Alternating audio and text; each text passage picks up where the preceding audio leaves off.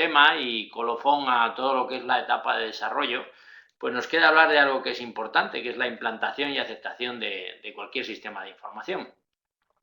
La verdad es que estamos tratando o debemos hacer que la informática sea una ingeniería y como tal, pues vemos desde el principio cuál es la necesidad y esa necesidad la volcamos en algo que hemos inventado, hemos desarrollado, algo que tiene aplicación y que se adapta perfectamente a esos requerimientos iniciales.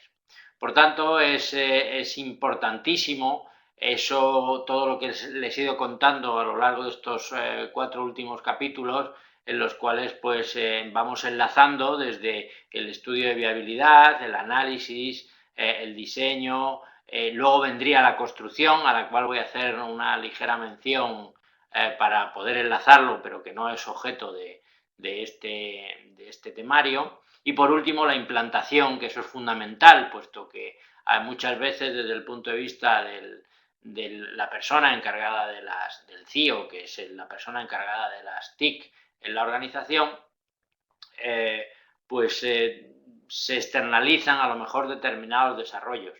Entonces tiene que estar al tanto de cuáles son los requisitos que se solicitan y luego tendrá que comprobar que se ha hecho ese desarrollo de manera acorde a las necesidades que se han planteado y por tanto es fundamental llegar a la fase de implantación y aceptación del sistema. Insisto, implantación desde el punto de vista de llegar a la infraestructura del cliente y colocar nuestro sistema de información. Y aceptación, porque hay que pasar pruebas de aceptación. Y porque si no existe aceptación por parte del cliente final, pues no, el proyecto no ha llegado a buen puerto, no vamos a cobrar, no hay satisfacción final. Por eso es fundamental que durante toda la fase de desarrollo estemos haciendo esas matrices de trazabilidad que les he insistido mucho, de manera que comprobáramos siempre que los requisitos están siendo trazados, como en cualquier desarrollo de ingeniería, a lo largo de todo el proceso. Y a la vez vamos acompañando pues esto al cliente final, le vamos dando información de cómo va el desarrollo, porque es complicado tener una foto inicial del sistema en la mente de cómo va a ser el resultado y presentar el resultado. Esa imaginación que puede tener el cliente final comparado con la realidad, pues nos puede llevar a un fracaso en las pruebas de aceptación. Por eso internamente nosotros siempre estamos comprobando que llevamos el desarrollo adecuado, que hemos entendido en los requisitos exactamente lo que el cliente quiere y simultáneamente estamos informando de cómo va, enseñamos pequeños prototipos conforme vamos generando todo el desarrollo para que al final no exista una imagen muy diferente entre lo que está esperando el cliente que ha solicitado a través de sus requisitos y lo que hemos desarrollado, ¿no? Por eso digo que esta fase es fundamental. Es fundamental puesto que aquí se va a materializar el final del proyecto.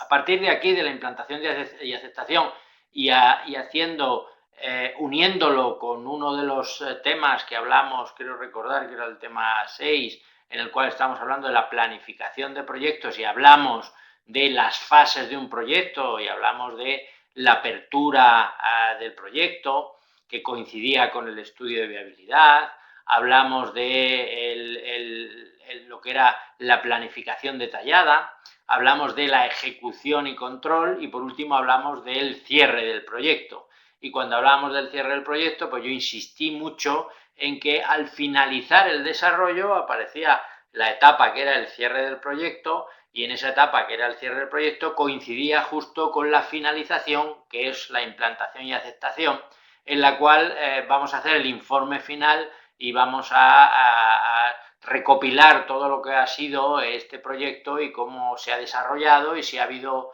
problemas y si nos hemos ajustado a los plazos de la planificación o si ha sido un fracaso, etcétera, porque no solo nos valía ese informe final o memoria del proyecto en el cierre del proyecto para juzgar el proyecto, sino que nos vale como experiencia para próximos proyectos saber y poder estimar tiempos y estimar dificultades que podemos tener al abordar cualquier proyecto.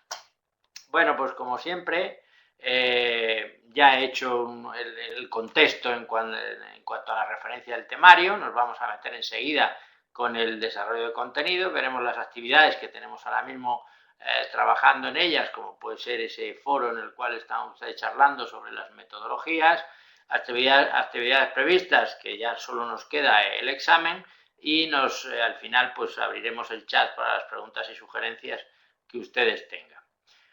Bueno, ahora veremos cómo estudiar este tema, que iremos directamente a las guías publicadas por el Ministerio de Administraciones Públicas, y nos meteremos en la descripción y objetivos de lo que es el proceso de implantación y aceptación, y rápidamente pues veremos qué participantes y técnicas y prácticas, para que ustedes tengan una idea de cuál es el alcance y cuáles son las personas responsables que trabajan dentro de este proceso. Bueno, como les he comentado, pueden ustedes descargarse directamente de lo que es la página del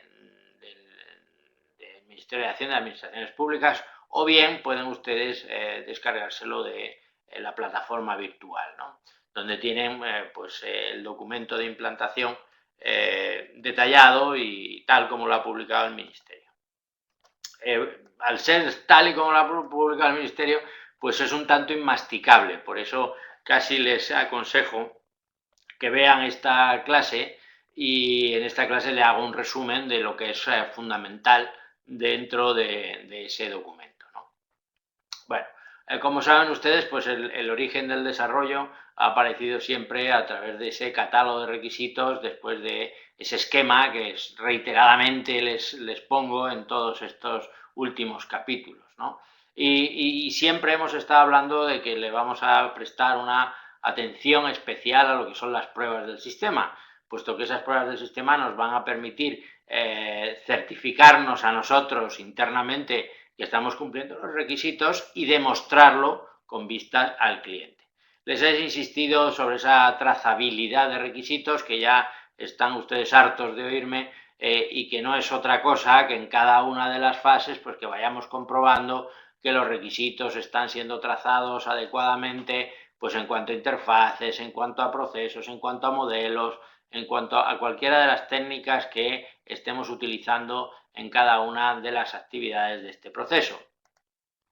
Por otro lado, en la implantación, pues resulta que tenemos que dar un salto físicamente a las instalaciones donde se vaya a instalar los sistemas de información, y por tanto hay que tener bien presente cómo es la infraestructura del cliente, ¿no? No es igual que estemos en nuestro entorno de desarrollo trabajando pues con unas determinadas licencias, con una determinada infraestructura, etcétera, que cuando saquemos nuestro sistema de información y vayamos a instalarlo en el cliente, pues nos llevemos un susto de esto de que no funciona nada, pero no funciona nada pues porque no hemos tenido en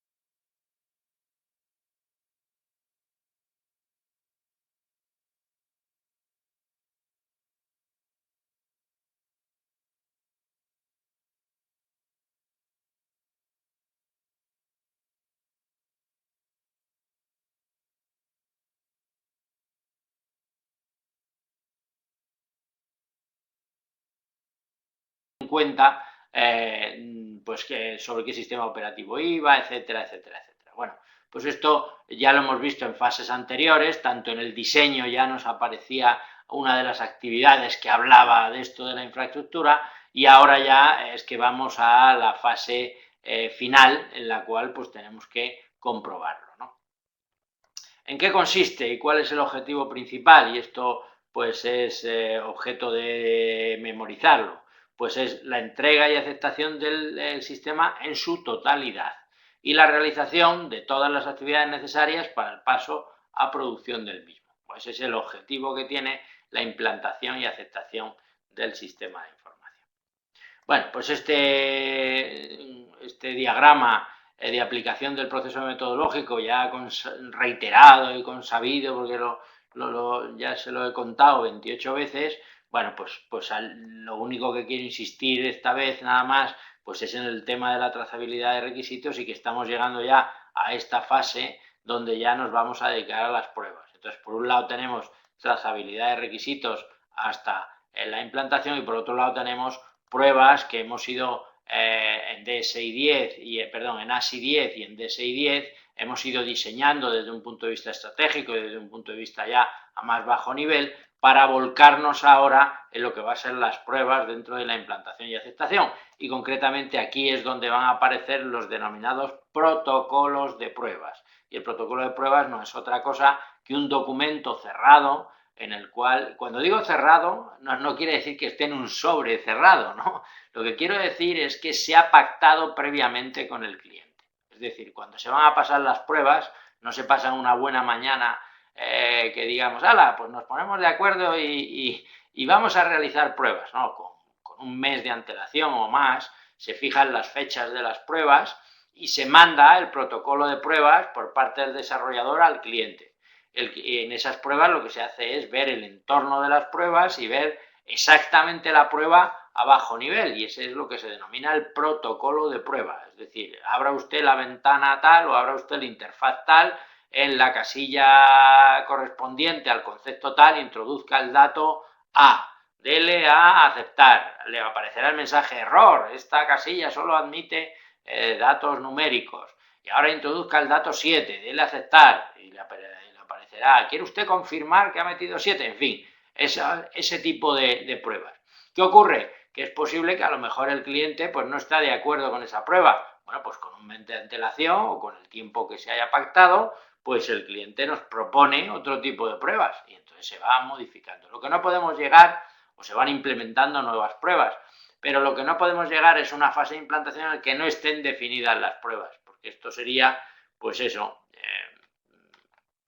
un riesgo terrible, ¿no? Puesto que habrá que acotar cuál es exactamente cómo se desarrollan las pruebas, en qué entorno y sobre qué datos. Evidentemente, esos protocolos de pruebas, que ahora insistiré en ellos, pues tienen como objetivo los requisitos. Entonces, conforme hemos ido trazando requisitos, ya sabemos cómo están implantados, lo que se hace son protocolos de pruebas para el desarrollo de esos, la comprobación de esos requisitos. ¿Vale? Esa es la idea. Bueno, pues en todo lo que es el proceso IAS, como entrada tendremos el resultado de lo que va a ser parte del diseño y también va a ser pues la construcción del sistema ya el final, ¿no? Porque puesto que tenemos ya todo el software desarrollado. ¿No? Y al final pues tendremos ese plan de presentación del sistema, cómo va a ser el plan de formación, cuál es el acuerdo de nivel de servicio si lo hubiera, ahora les comentaré en qué consiste esto, y en fin, ya tendremos no solo el código, sino también tendremos las estructuras de datos que vamos a migrar y que vamos a implantar. Y en su caso, si lo hubiera, entonces pasaríamos a ese mantenimiento del sistema de información. Si se acuerdan ustedes del esquema general de métrica, estábamos viendo que había una parte central que era la de desarrollo y lateralmente pues teníamos el plan de sistemas de información en cuanto al plan estratégico de negocio en cuanto a ese desarrollo de sistemas y por otro lado el mantenimiento.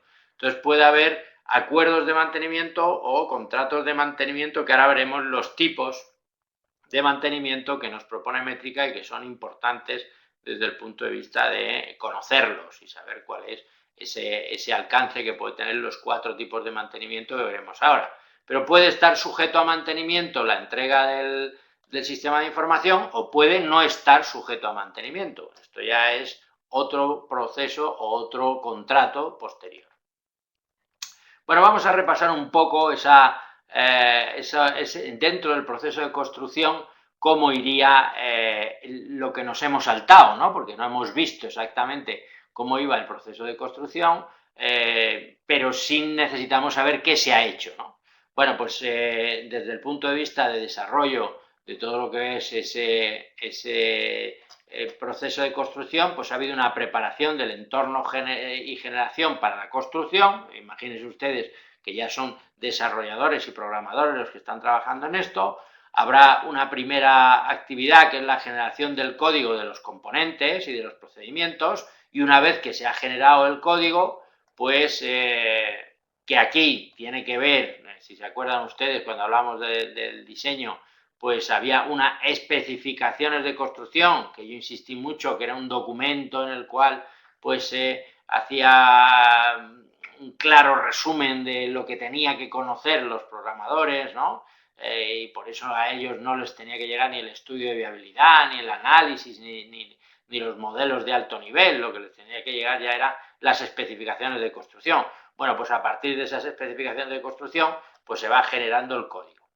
A la vez que se genera el código, se realizan 3 tipos de pruebas. Pruebas unitarias, pruebas de integración y pruebas de sistema. Las pruebas unitarias van a los módulos que vaya generando cada uno de los programadores. Las pruebas de integración en cuanto a esa relación o comunicación que puede haber entre los módulos. Y las pruebas del sistema pues van orientadas a el sistema en general, ¿no?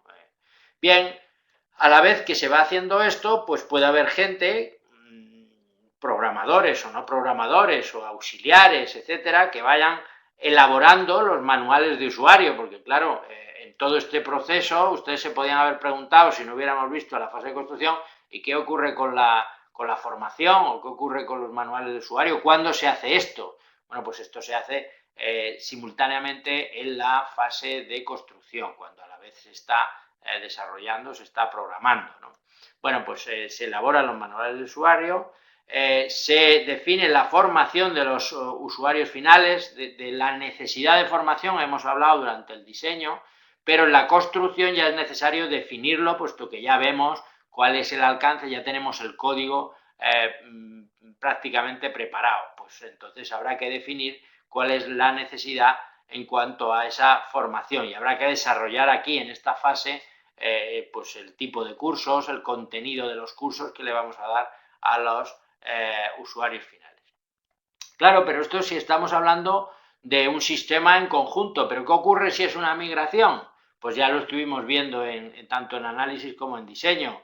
Habrá que desarrollar el software oportuno para que haga el volcado de datos de las bases de datos antiguas a las nuevas. Por tanto, habrá que hacer una actividad de desarrollo en la cual se están construyendo esos componentes y procedimientos de migración para la carga inicial de datos, y esto se hace simultáneamente con todos los procesos de construcción propios del sistema de información.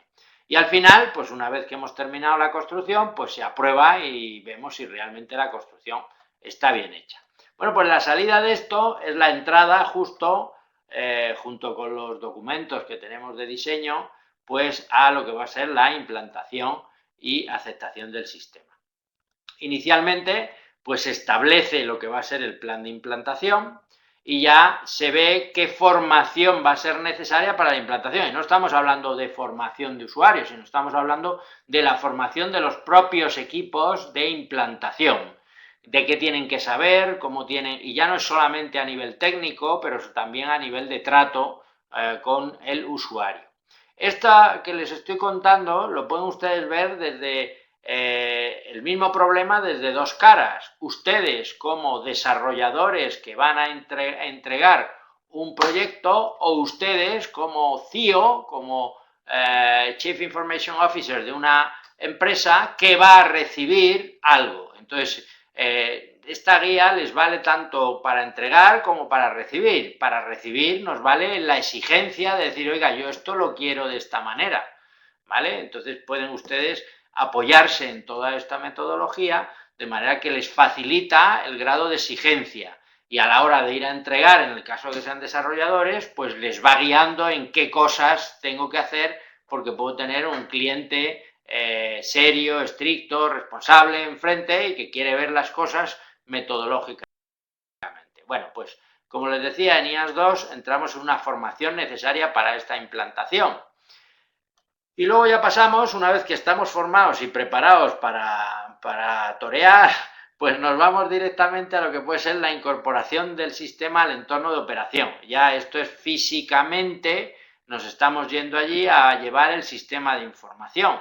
Pero ese sistema de información no solamente se instala, sino también en IAS 4 lo que vamos haciendo es cargando los datos en ese entorno de operación. Ya tenemos datos y tenemos sistema de información, ya empezamos con nuestras pruebas internas y vemos que estamos preparados, entonces comenzamos las pruebas de implantación del sistema, que esas pruebas de implantación no está el cliente inmerso en ellas, está para que nosotros comprobemos que realmente los requisitos se están llevando o se están desarrollando adecuadamente según las especificaciones del cliente, bien en requisitos, bien en el pliego de prescripciones técnicas, y vemos que en la infraestructura del cliente aquello funciona adecuadamente.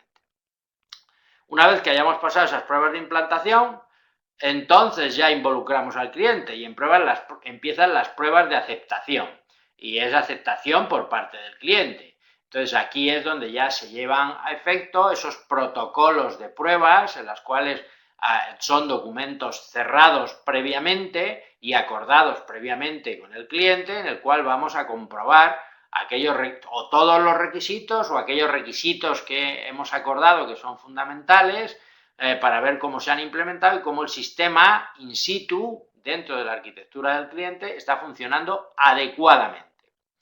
Bien, simultáneamente con estas actividades que como ven son muy lógicas, es lo normal, pues hay dos actividades. La primera es la preparación del mantenimiento, y no quiero que lo confundan con el acuerdo de nivel de servicio.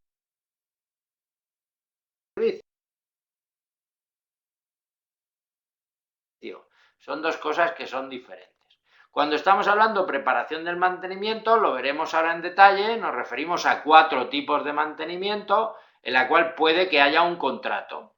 Entonces, si existe ese contrato, nos vamos a preparar para ese mantenimiento. Normalmente aquí lo que hay es una cesión del testigo, igual que en las carreras de relevos, resulta que hay un corredor que corre un tramo y le pasa el testigo al siguiente. Bueno, pues ahora estamos pasando de una actividad de tipo discontinuo, que es un proceso en la cual tiene inicio y tiene fin, y hemos convertido, hemos creado algo nuevo. Ahora pasamos a la explotación de eso, que ya no es una actividad de tipo discontinuo, sino que va a ser una actividad de tipo continuo, es decir, va a estar siendo explotado el sistema de información de manera que se le va a sacar rendimiento y va a estar funcionando día a día. Bien, pues entonces en esta IAS 7 lo que estamos haciendo es ese relevo en el cual entrarán los equipos de mantenimiento. Nunca es aconsejable que los equipos de proyecto formen parte de los equipos de mantenimiento. Lo que hay es un trasvase de información, un trasvase de conocimiento para que el equipo de mantenimiento, pues en ese día a día, pueda llevar el tipo de mantenimiento que se haya contratado. Entonces, en IAS 7 lo que se hace es ese relevo para que esté bien concienciado lo que va a ser el equipo de mantenimiento en el caso de que hubiera contrato de mantenimiento. En IAS 8 lo que puede haber es un establecimiento del acuerdo de nivel de servicio, que es diferente al contrato de mantenimiento. Imagínense ustedes que estamos pues generando un sistema de gran alcance en el cual pues el cliente necesita que se le haga el backup, necesita que se arranquen los sistemas diariamente, necesita que haya un servicio de monitoring en el cual se están viendo si hay mensajes o no hay mensajes, porque no tiene equipos especializados, no tiene recursos para ello. Entonces, deben ustedes entender bien la separación entre lo que es el mantenimiento y lo que es el nivel de servicio. El darle servicio pues puede ser arranque de los equipos, hacer los backups, monitorización, etcétera, ¿no? Bueno, pues ese establecimiento de acuerdo de nivel de servicio se lleva adelante en IAS 8, en el cual puede ser objeto de un contrato, pero un contrato de nivel de servicio, ¿vale? Bien, bueno, pues ya a partir de aquí entraríamos en lo que es, si se han superado las pruebas de aceptación del sistema, pues la presentación y aprobación del sistema ya general por parte del cliente y con la satisfacción del desarrollador, y ya pues paso a producción, a la fase de explotación del sistema. Bueno, pues estos son las 10 actividades que tiene el proceso de implantación. ¿Qué se hace en el establecimiento? Vamos a ir ahora despacito, una por una, para que vean desde el punto de vista de documentación de técnica qué es lo que habría que hacer. Pues en IAS 1, en el establecimiento del plan de implantación, habría que definir el plan de implantación y habría que especificar el equipo de implantación. En IAS 2, que es la formación necesaria para la implantación, pues habrá que preparar la formación del equipo de implantación, habrá que dar la formación a ese equipo de implantación, habrá que ir preparando la formación a usuarios finales y habrá que hacer un seguimiento de cómo va a ser esa formación de los usuarios finales. En cuanto a IAS 3, pues incorporación del sistema al entorno de operación, pues habrá que preparar la instalación y luego habrá que llevarla a cabo. Es sencillo. Y en IAS 4, pues en la carga de datos al entorno de operación se hace exactamente eso, la migración y la carga inicial de los datos, de manera que podamos hacer un volcado de lo que son esos datos al entorno de operación. Entramos ya con las pruebas de implantación, en las cuales pues nosotros mismos nos preparamos para las pruebas, las realizamos y las evaluamos y vemos si ya estamos de acuerdo y estamos preparados para pasar las pruebas de aceptación con el cliente. Una vez que lo hayamos decidido, pues empezamos con la preparación de las pruebas de aceptación, la realización y la evaluación del resultado. Y esto se materializa con lo que le he denominado el protocolo de pruebas, e insisto en esta denominación, puesto que es importante que ustedes la conozcan y que sepan cuál es el alcance. Bueno, ¿qué es un protocolo de pruebas? Pues es un documento cerrado con antelación, esto quiere decir que está pactado y que el documento que llevemos allí pues no va a tener modificaciones, ¿no? Ya las ha tenido anteriormente con las versiones de los documentos que hayamos presentado. Pues es un documento cerrado con antelación con el cliente que contiene las pruebas detalladas para la comprobación de la funcionalidad del sistema de información, su forma de ejecución y el resultado previsto. Como ven, ahora ya sí pueden entender la definición, cuando les he dicho, y en la casilla tal meterá usted 7 y dele a aceptar, y si dice tal, ahora saldrá el mensaje, no se admiten números en este campo. Bueno, pues por eso el documento ya tiene el resultado previsto, para que se pueda comprobar exactamente cómo está dando satisfacción a cada uno de los requisitos. Las pruebas se van a demostrar se van a plantear para demostrar la implementación de los requisitos, no tiene otro objetivo, o sea que lo que estamos buscando es demostrarle al cliente que lo que acordamos al principio del proyecto, pues es exactamente lo que estamos entregando ahora.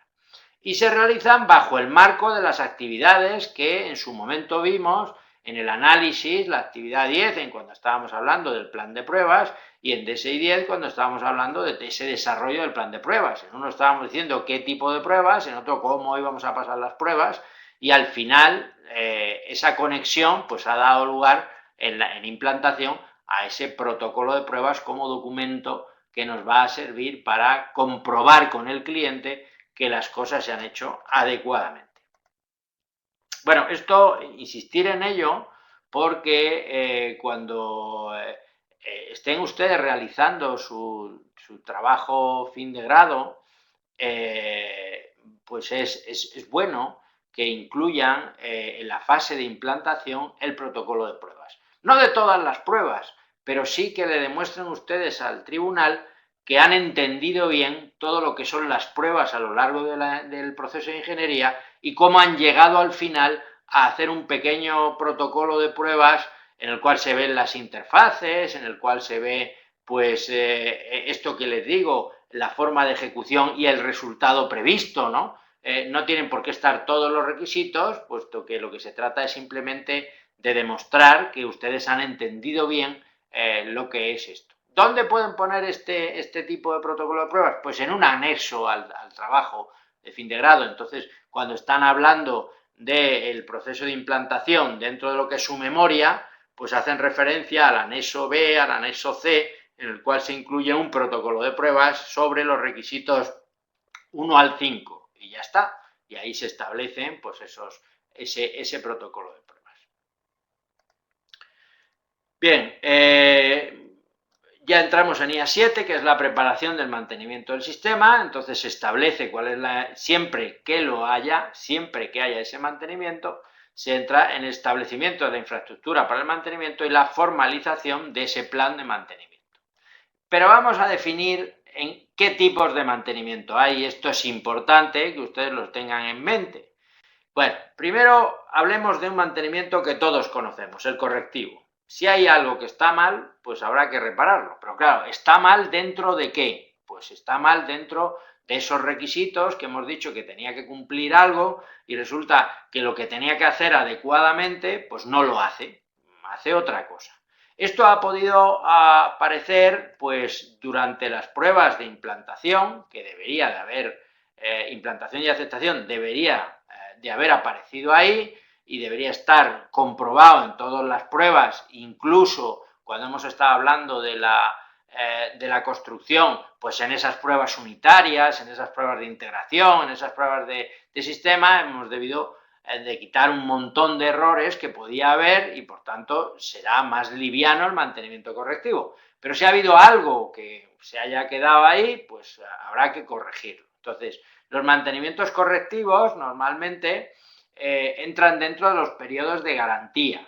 Esto quiere decir que cualquier sistema que entreguemos pues va a tener una garantía de 1, de 2 años, lo que queramos darle como sistema de información, y siempre que aparezca no va a tener un coste, puesto que todo ese mantenimiento correctivo, si tenía algún fallo en el origen, pues el problema está en que no tiene que haber ese fallo, por tanto entraríamos en esto. Puede haber ampliaciones al mantenimiento correctivo, porque pasado ese periodo que se acuerde, pues a lo mejor aparecen algunas cosas y que están fuera del periodo de mantenimiento, del periodo de la garantía, y por tanto se quiere ampliar el mantenimiento correctivo. Pero estoy seguro que todos ustedes entienden lo que es ese mantenimiento correctivo. Vamos al siguiente.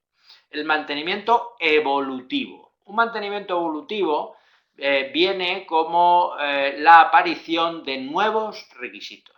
Luego esto implica que puede haber determinados cambios dentro del sistema de información, y esos cambios al sistema de información lo que hace es aparecer nuevos requisitos. Eso implicará pues un desarrollo en el cual se aplicará la misma metodología o una metodología de desarrollo similar que permita, con esos nuevos requisitos y con el sistema de información que ya está construido, hacer cambios o adaptaciones o mejoras desde el punto de vista de implantación de esos nuevos requisitos. Por tanto, el mantenimiento evolutivo tiene que ver con esas pequeñas mejoras desde el punto de vista de la funcionalidad. Estamos añadiendo nuevas funcionalidades. Y de ahí viene pues ese contrato que puede haber de mantenimiento evolutivo. Esta es una buena herramienta cuando estamos desarrollando cualquier proyecto y entonces resulta que en medio del proyecto el cliente quiere introducir nuevos requisitos. Es el momento de decirle, mire, en principio habíamos acordado esto que está bajo contrato, lo normal es que esperemos a este desarrollo y luego incluyamos estos nuevos requisitos que quiere en un mantenimiento evolutivo que pueda mejorar en un plazo corto e incluir las funcionalidades que usted quiera, y así pues no estamos mezclando en el mismo contrato varias adendas o varios anexos a esto, sino hacemos uno nuevo en el de evolutivo, pues que son pequeñas cosas que podemos desde el punto de vista funcional añadir.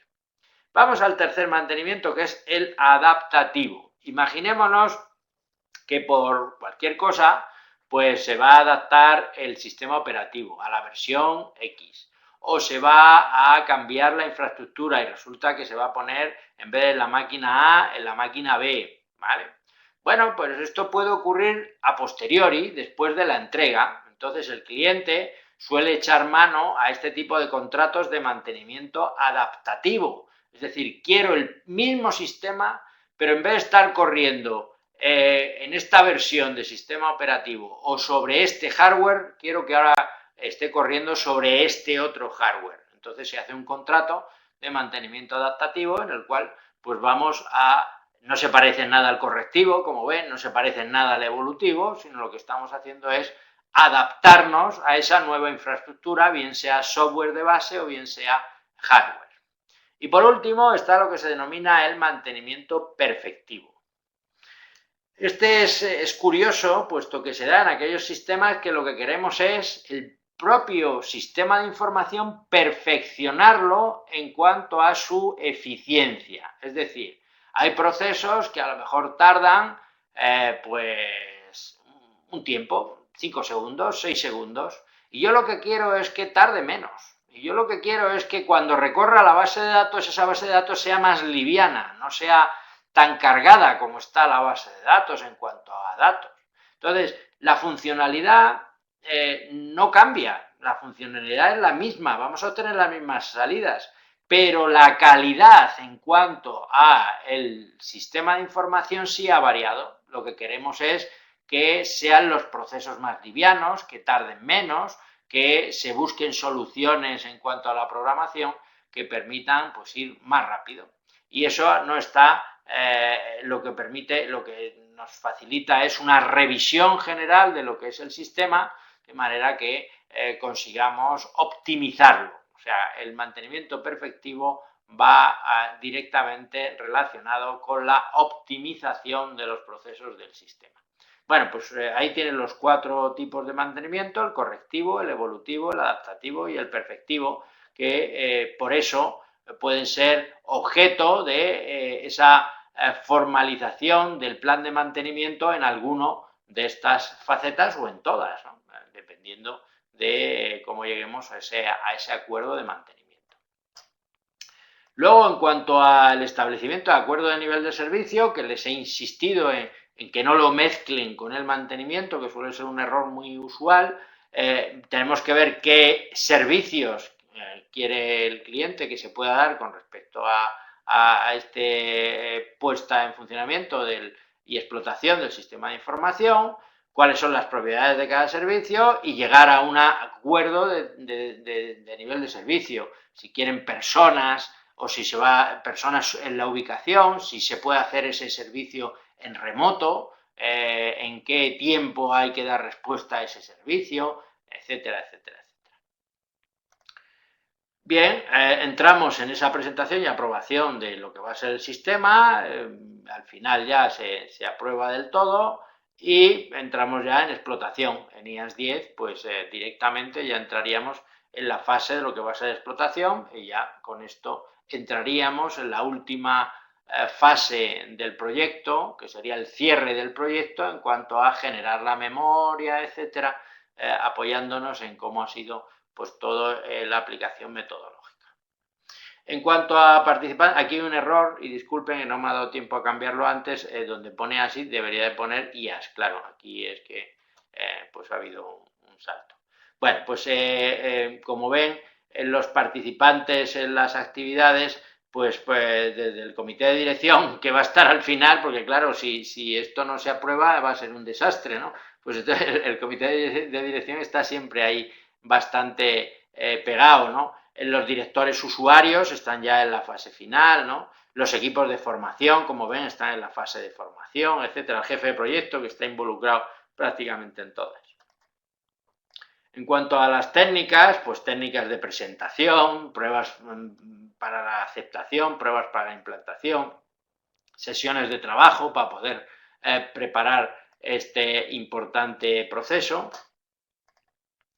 Bien, y con esto pues hemos terminado lo que es el tema y como ven es bastante lógico después de todo esto que hemos estado charlando en cuanto a la ingeniería del software y en cuanto a la ingeniería de sistemas, puesto que a lo largo de la asignatura no solamente hemos visto pues que podemos adquirir los sistemas, también hemos visto cómo los podemos integrar y también hemos visto cómo los podemos desarrollar. O sea que es una asignatura que creo que les es bastante integradora, ahora ya casi a la finalización de su curso, que les permite tener una visión bastante completa de todo lo que es el manejo de las TIC dentro de las organizaciones.